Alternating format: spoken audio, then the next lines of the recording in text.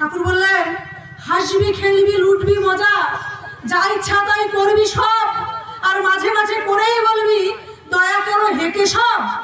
কেশব কি তোর বাপের কিনা, কানে ধরে টেনে আনা, সে যে শক্ত 16 আনা, রেহাই দেবে না দেবে না। আমরা আজগবি কিছু চাইলেই হবে না। আর পরমপিতা ভগবানের ইচ্ছা, একটা দুর্ঘটনা হয়েছে ভগবানের ইচ্ছা, অসুস্থ হয়ে পড়েছি ঠাকুরের ইচ্ছা, কোনো দিনও না।